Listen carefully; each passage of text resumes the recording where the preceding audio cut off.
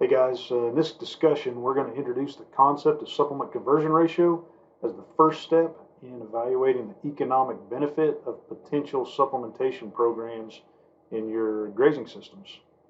So we're going to use the example of the Oklahoma Gold supplementation program. This was previously described in an earlier video.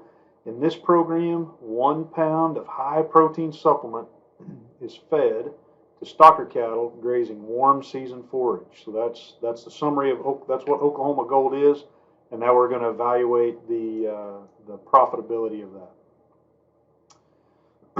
So here's where we're going to get the values, the variables that we need to calculate supplement conversion ratio.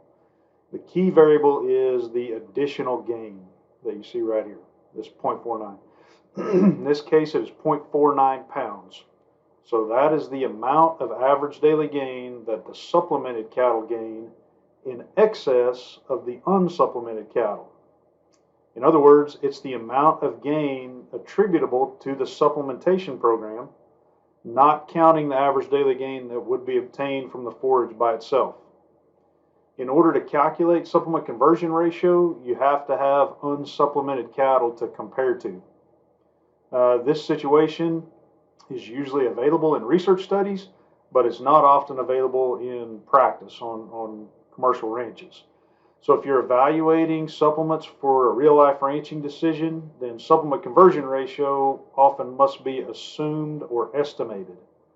When you read research about supplementation, supplement conversion ratio is one of those key variables you should try to glean from the data, so you can use that estimate of supplement conversion ratio from research and apply it to real grazing systems.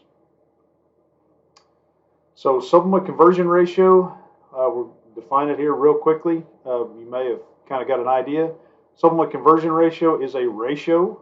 It is one quantity compared to another quantity, which are in the same units. So supplement conversion ratio doesn't have units, it's a ratio.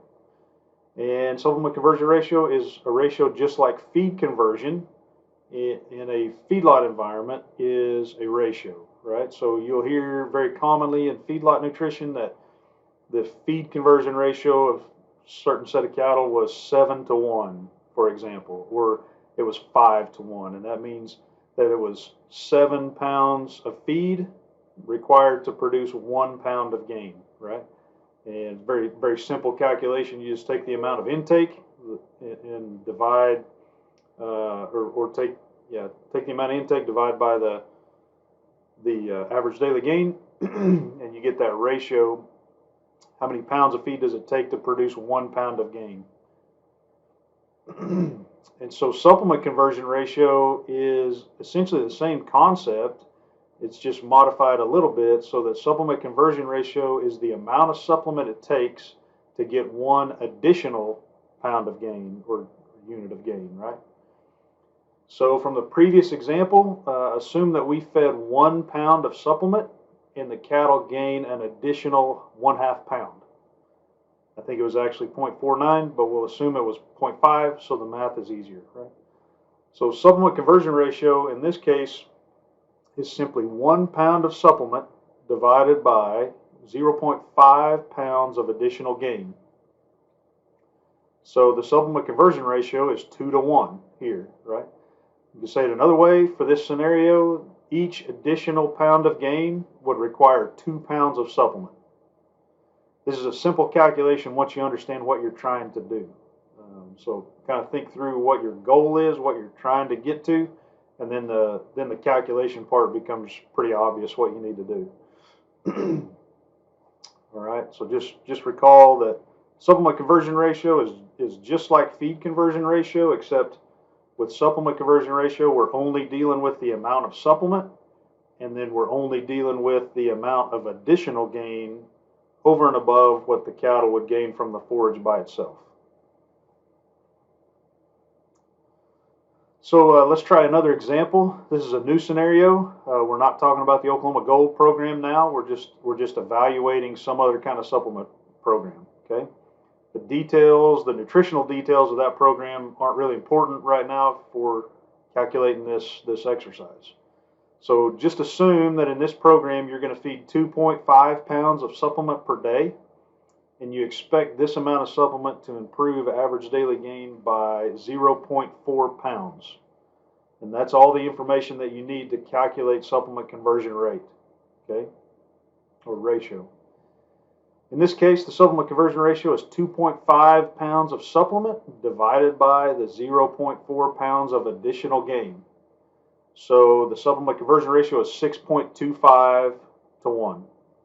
We expect that each pound of additional gain would require 6.25 pounds of supplement in this scenario. So in the next video, we're going to show that this concept of supplement conversion ratio is going to be really useful for quickly evaluating the profitability of potential supplement programs. Once you watch that video, come back to this discussion of supplement conversion ratio if you need to. All right. So I'm going to throw one little discussion here at the end about supplement conversion ratio. If you are thinking about forage intake, if you're wondering how valuable supplement conversion ratio is in the real world, really. So I'm going to throw this extra discussion in there. Okay. There is a caveat to using supplement conversion ratio. If you're first learning about SCR and how to use it for the first time, you kind of don't need to worry about this yet, but I want to mention it so you realize that there's caveats. You may want to skip this discussion for now and come back later when you're solid on the concept, how to calculate and use SCR for profitability evaluation. But the big caveat is that supplement conversion ratio doesn't account for changes in forage intake.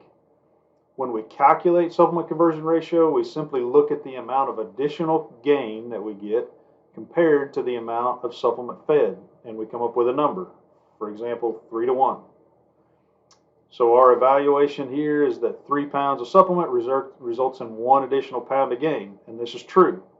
It looks very efficient, and it might be.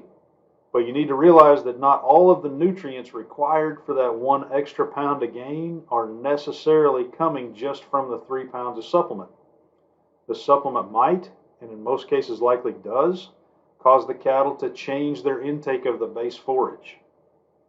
So when you see supplement conversion ratios that are very efficient, such as 2 or 3 to 1, that is what is usually happening. The supplement is causing the cattle to eat more forage, and that extra forage is helping contribute to the gain response.